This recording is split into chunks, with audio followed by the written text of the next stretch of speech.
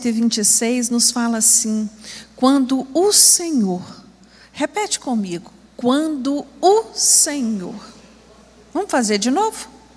Quando trouxe os cativos de volta a Sião, estávamos com os que sonham. A nossa boca se encheu de riso e a nossa língua de cânticos de alegria. Então se dizia entre as nações: grandes coisas fez o Senhor por eles. Grandes coisas fez o Senhor por nós, e por isso estamos cheios de alegria. Restaura a nossa sorte, ó Senhor, como as correntes do Negueb.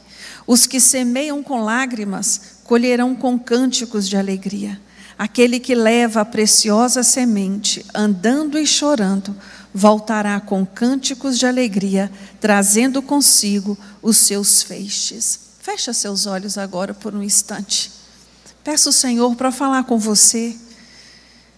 Estamos aí, como foi dito, findando um ano. Grandes coisas fez o Senhor por nós até aqui. Senhor meu Deus, nós queremos nesta hora te louvar e te bendizer mais uma vez. Meu Deus, nos sentimos tão privilegiados de estarmos na tua casa, de pertencermos ao corpo de Cristo, de fazermos parte da família do Senhor. Nesta noite, Senhor, estamos aqui reunidos para te louvar, para te bendizer e também para sermos alimentados pela tua palavra. Fala ao nosso coração, Deus, que possamos sair daqui cheios da alegria que só o Santo Espírito do Senhor pode nos dar. Renova a nossa esperança, renova o nosso ânimo, renova a nossa força, e que possamos, meu Deus, perseverar neste chamado que o Senhor tem para a nossa vida, de semear as boas novas. Sê conosco, Deus, fala conosco, é o que oramos a Ti no nome de Jesus. Você pode sentar. Esse texto, eu gostaria que você guardasse essa palavrinha, quando. Eu gostaria de hoje, junto com você, meditarmos um pouquinho no quando de Deus. O quando de Deus diz respeito ao tempo do Senhor. E a palavra de Deus nos diz que o tempo do Senhor, ele é perfeito. O Senhor não atrasa, o Senhor não chega antes, o Senhor age no momento certo. E esse agir no momento certo, do tempo certo, diz a mim e a você que Deus, Ele sabe qual é a hora, qual é o momento exato de intervir, qual é o momento de resolver, de mudar. E esse saber é uma das características de Deus, porque Deus é um Deus onisciente. A simples expressão teológica Deus sabe não traz a profundidade do que isso representa. Deus, Ele conhece do princípio ao fim todas as coisas. O salmista no Salmo 139, ele vai nos dizer que o Senhor conhece o meu assentar, o meu levantar, e de que longe Ele entende os meus pensamentos. Ele conhece todos os meus caminhos. E Ele ainda acrescenta: tal conhecimento é maravilhoso demais, elevado demais para eu atingir, para que eu possa atingir. Quer dizer, para que eu possa entender. Nada está encoberto ao Senhor. E aqui no Salmo 126, o salmista tem essa certeza, essa convicção com ele, quando ele diz: quando o Senhor nos trouxe. Quando o Senhor trouxe. A certeza do controle de Deus sobre todas as coisas, ela tem que gerar em mim e a você conforto. Ela tem que gerar em mim e você tranquilidade, paz, descanso, mesmo que eu não reconheça o lugar onde eu estou, mesmo que eu não entenda o que está acontecendo, mesmo que eu não tenha todas as respostas que eu gostaria de ter. Você já se viu nesse tipo de situação, meu irmão? que você olha à sua volta e fala: meu Deus, o que é isso que está acontecendo? Eu não reconheço nada disso. É disso que a palavra do Senhor nesta noite, ela quer nos dizer. O Salmo 126, ele fala de um momento muito específico da história do povo judeu, o tempo que eles retornaram do cativeiro, um cativeiro que durou 70 anos, e é maravilhoso olhar para a palavra de Deus. Deus sabia o início e o princípio o início e o fim desse cativeiro. Deus usa Jeremias para dizer ao povo lá, já cativo, o tempo que isso ia durar, que eles se dessem em casamento, que eles construíssem casa, que eles plantassem, porque esse negócio ia durar um tempo maior do que eles imaginavam. E esse tempo, Jeremias, quando profetiza isso ao povo, eu acredito que o povo deve ter duvidado. Não, Deus vai resolver isso antes. Os anos foram se passando e eu creio que aquele povo começou a pensar: nunca mais vamos sair dessa situação. Até porque, naquele momento da história, o Império Babilônico era imbatível. Humanamente olhando, era impossível derrubar aquele império, vencer aquele exército, quebrar, romper as suas muralhas. Então, humanamente, eles olhavam o lugar onde estavam, olhavam a situação em que se encontravam e deviam dizer a eles mesmos: não tem saída para nós. Eu creio que somente os profetas acreditavam que Deus ainda ia mudar aquela situação.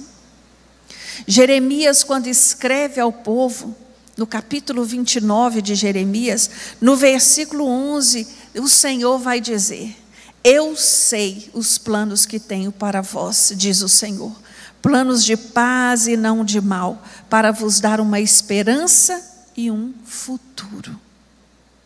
Irmãos, muitas vezes nos encontramos em situações tão difíceis que não conseguimos visualizar um futuro. Não conseguimos imaginar um futuro. Eu olhando assim para esse ano de 2024, eu não sei se você tem esse costume, mas quando o ano vai findando assim, eu gosto de tirar um tempo, eu e Deus, e ficar lembrando das situações às quais eu passei, das situações fáceis, das situações difíceis, de tudo aquilo que o Senhor fez, como o Senhor me guardou até aqui, e o meu coração vai enchendo assim de gratidão, e eu louvo a Deus que este ano de 2024 foi um ano tranquilo. E eu fico assim maravilhada, porque é um privilégio podermos olhar e contemplar aquilo que Deus fez e nos alegrar com aquilo que o Senhor fez. E era isso que esse povo estava fazendo aqui, se alegrando pela libertação que receberam. Eles foram libertos. Isaías, 150 anos antes do acontecido, Isaías profetiza até o nome de quem iria ser o libertador do povo. Isso diz a mim e a você pelo menos uma coisa: Deus está no controle da sua história. Deus está no controle da minha história. O Salmo 126, ele descreve nos 3 períodos da vida do povo de Israel e que se assemelha muito à nossa vida. Quando você vê do versículo 1 ao 3, nós temos aí eles tinham uma história para contar. Uma história de quê? De libertação. Eles foram libertos do cativeiro. Eu e você, salvos e remidos em Cristo Jesus, nós também temos uma história, não temos? Uma história de salvação, uma história de libertação da escravidão do pecado. No versículo 4, eles estão sendo ali desafiados a olhar para a situação presente. O que está no presente deste povo era uma crise, porque eles foram libertos do cativeiro, mas quando chegam em Jerusalém, o caos estava instalado.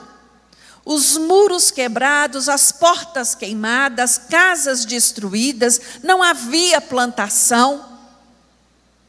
Era uma miséria, era uma crise que havia se instalado ali.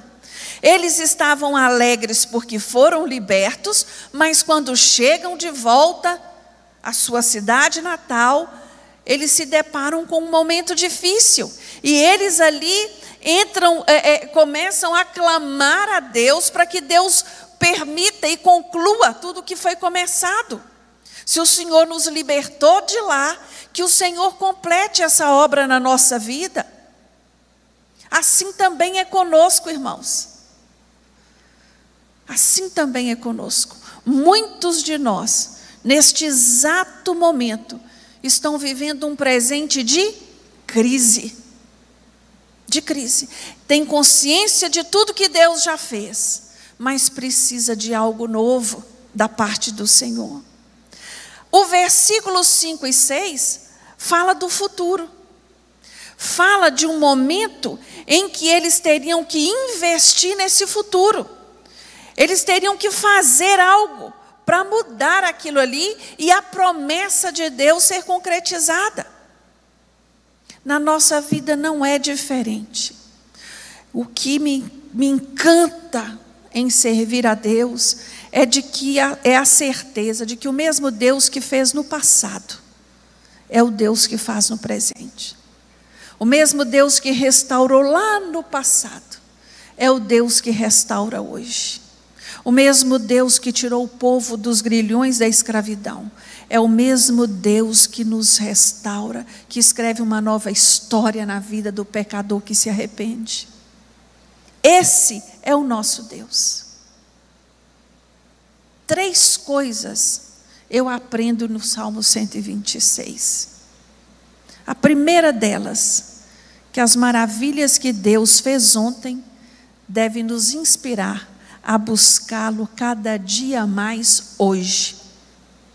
Eu não posso me acostumar, eu não posso me acomodar só com as minhas experiências passadas. Eu preciso buscar o novo de Deus todos os dias, o renovo do Senhor todos os dias. Aqui você vê esse povo agradecendo a Deus pela libertação, reconhecendo que o Senhor havia feito grandes coisas por eles, mas no versículo 4 eles vão dizer assim: Senhor, restaura a nossa sorte. Restaura a nossa sorte. Essa oração, restaura, é uma oração de quem confia. De quem confia que aquele que libertou é fiel para completar a boa obra que começou. Esse restaura-nos é uma oração de quem reconhece que precisa de Deus. Que compreende que a obra ainda não foi completa. Esse restaura-nos é uma oração de quem sabe que o mesmo Deus que agiu no passado vai agir no presente, amém? Não limite as ações do Senhor, meus irmãos. Nós não moramos no passado, mas as lembranças das grandes coisas que o Senhor fez na nossa vida, elas têm que nos gerar esperança, nos motivar a crer cada dia mais que a intervenção de Deus é para hoje. A intervenção do Senhor é para hoje. O povo ficou ali 70 anos preso, sem liberdade, longe da sua pátria, longe muitos da sua família. Não havia templo para adorar a Deus. Não haviam as festas que este povo costumava celebrar. Eles estavam ali entregues a uma crise de desinstalação. O que é uma crise de desinstalação? É aquela crise que nos arranca do nosso lugar, que nos coloca em lugares estranhos, que quebra os nossos vínculos. Tudo havia sido mudado, ali eles perderam seus bens, perderam suas famílias. Irmãos, imagina esse trajeto de ida e esse trajeto de volta. Muitos faleceram nessa caminhada e nesse tempo de cativeiro. E ali não era o lugar onde eles gostariam de estar. Então havia uma tristeza, havia um abatimento, havia uma apatia coletiva. Apatia é um desânimo que acomete a pessoa, que chega a ser quase que crônico. A pessoa não reage, não consegue ver além daquilo que ela está vivendo, não consegue perceber que algo novo pode acontecer. Irmãos, a palavra de Deus nos fala que o choro pode durar uma noite, mas que a alegria vem pela manhã. E meditei nesse versículo durante muito tempo, e a minha compreensão é que esse choro dura uma noite e a alegria vem pela manhã, não é a solução que chega de manhã, mas o renovo do Senhor que chega, para eu erguer minha cabeça, me levantar e continuar. Eu até posso chorar, sou humana e sofro, mas quando o dia amanhece e o Senhor fala comigo: levanta, minha filha, hoje é um dia novo, eu que preparei o dia de hoje para você. A solução pode não ter chegado, a solução pode levar muito tempo para chegar, mas o renovo do Senhor não. O renovo do Senhor, Ele é todos os dias, pois a palavra de Deus nos testifica assim, que as misericórdias do Senhor se renovam todos os dias. Olha que privilégio lindo. E assim eu vou renovada, e assim nós vamos continuando, crendo na intervenção de Deus, crendo que Deus vai fazer muito mais do que nós pensamos, ou imaginamos, ou pedimos. Este povo não imaginava que Deus iria quebrar o orgulho de Nabucodonosor da maneira que foi quebrado. Esse povo não imaginava que Deus iria tocar o coração de Ciro, de um medo-persa, da maneira como Deus tocou. Um incrédulo que, quando ouve falar de uma profecia que trazia o seu nome, rapidamente ele teve o desejo de fazê-la cumprir. Irmãos, é só Deus que faz isso. É só o Senhor que faz estas coisas. A libertação não é obra humana, ela é obra divina, ela é intervenção sobrenatural de Deus na minha vida e na sua. Nós não temos condição de fazer isso por nós mesmos. É Deus que nos tira da cova, é Ele que nos liberta, é Ele que nos arranca de um lago do lodo, é Ele que troca as nossas vestes, é Ele que coloca um cântico novo nos nossos lábios, é Ele que faz estas coisas por cada um de nós.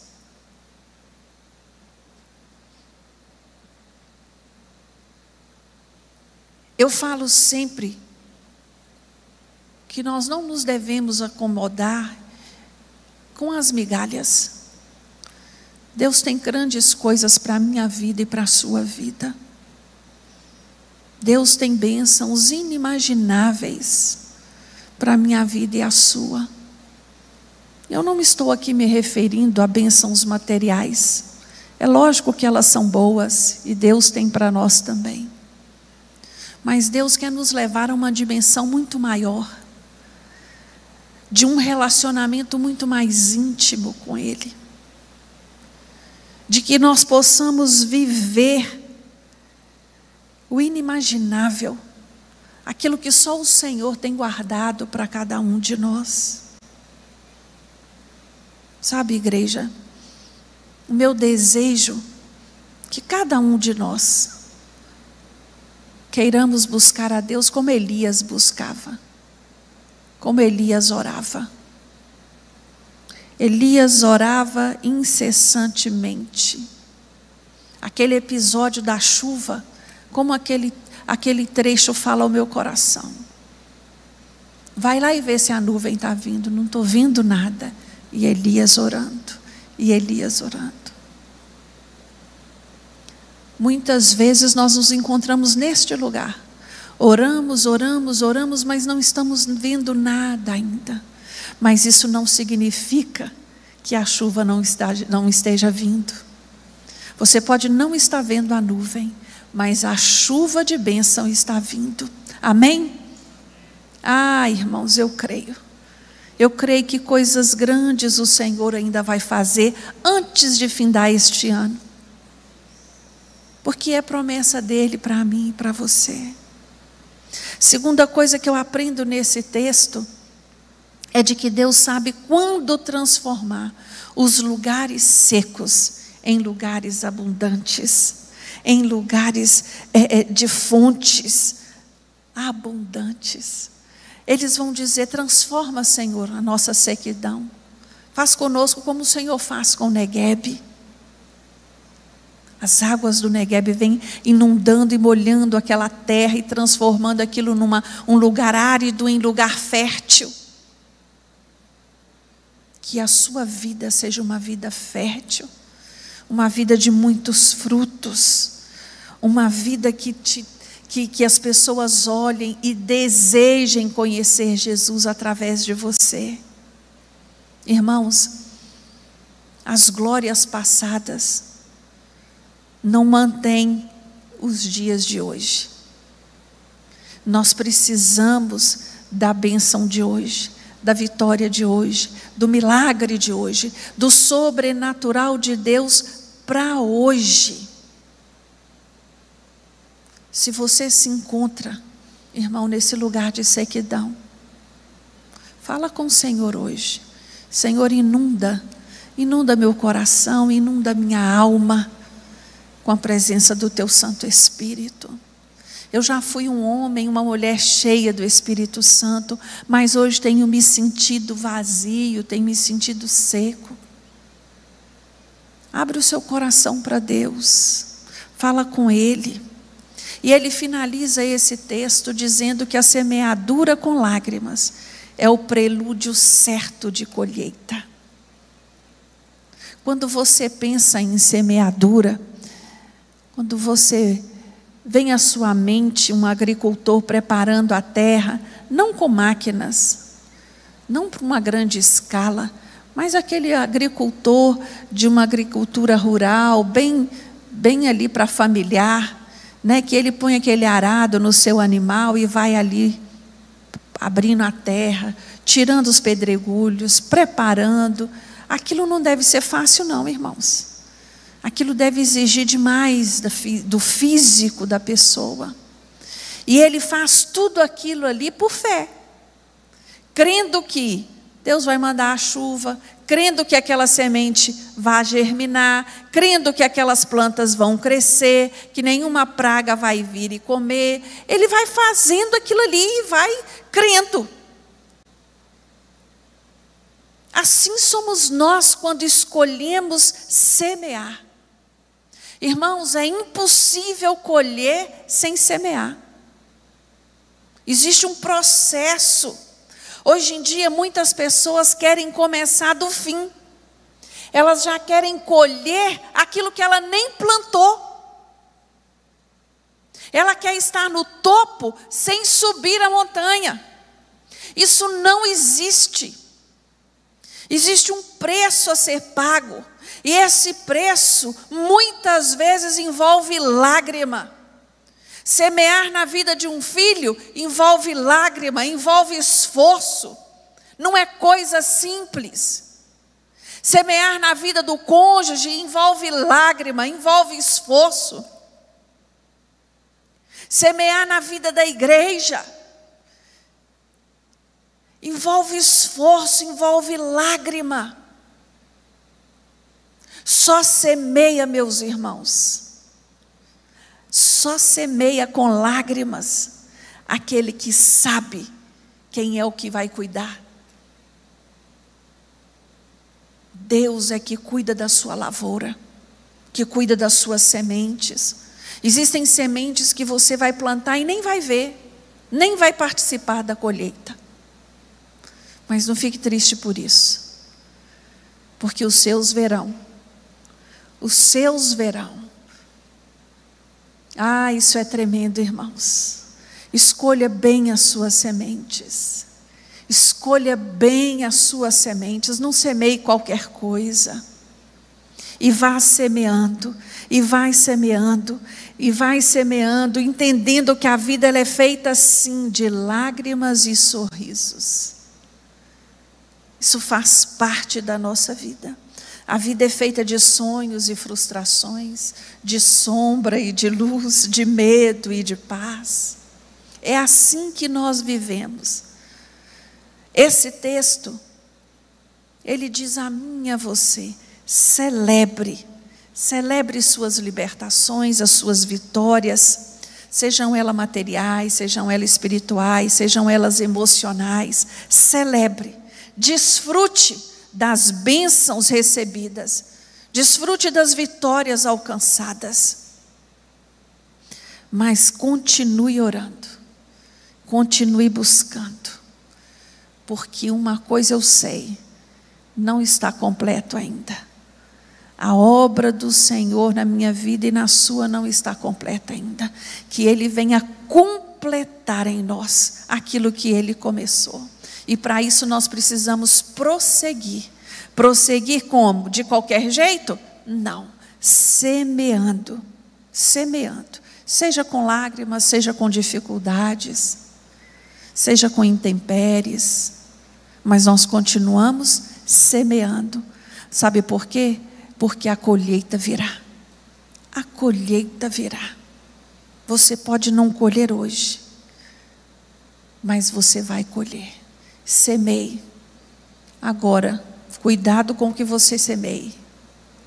Cuidado. Semeie amor. Semeie esperança. Semeie comunhão. Semeie as boas novas de Jesus. Dê exemplo de quem é crente de verdade. E vai semeando, e vai profetizando. E você vai poder dizer: louvado seja o Senhor, porque grandes coisas Ele fez na minha vida. Amém?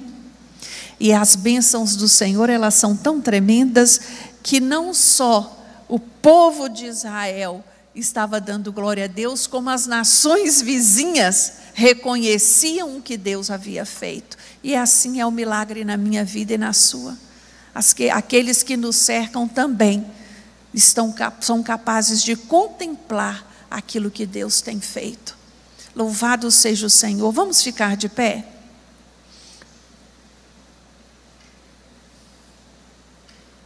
Eu queria convidar você, que tem semeado com lágrimas, buscando de Deus uma resposta em um milagre. Fala com Ele agora. Fala: Senhor, eu tenho chorado por esta causa. Senhor, como eu tenho buscado a Tua face a favor desta situação. O Senhor, só o Senhor sabe. E eu te peço nesta noite, venha fazer germinar esta semente que eu tenho plantado. Venha fazer brotar esta semente que eu tenho plantado. Oh Deus, eu espero contemplar essa colheita no nome de Jesus. Senhor meu Deus, muito obrigado. Obrigado pela Tua palavra. Obrigado, Deus, pela vida de cada um dos meus irmãos que se encontram aqui neste momento. Por aqueles que estão nos assistindo. Meu Deus, que esta palavra venha ser completada no coração de cada um deles pelo Teu Santo Espírito. Meu Deus, eu sou limitada, mas o Senhor não é. A minha visão é curta, mas o Senhor vê além. Oh Deus, ministra no coração de cada um deles. Age de uma maneira poderosa, de uma forma que eles possam verdadeiramente contemplar aquilo que o Senhor tem feito, na vida deles e através de cada um deles. Ó Deus, nos ajude a escolhermos as sementes certas para semear. Mesmo que estejamos semeando chorando, a nossa certeza, pois a Tua palavra assim nos garante, é que iremos colher com risos e cânticos. Louvado seja o Senhor, que não rejeita a nossa oração, que não nos despede de mãos vazias. Por isso eu te peço, Deus, alcança o clamor de cada um dos teus filhos nesta noite. Dê ordem a favor da vida de cada um deles, que eles possam, meu Deus, ainda neste ano de 2024, vislumbrar aquilo que o Senhor tem feito. Essa é a nossa oração de gratidão. No nome de Jesus oramos. Amém.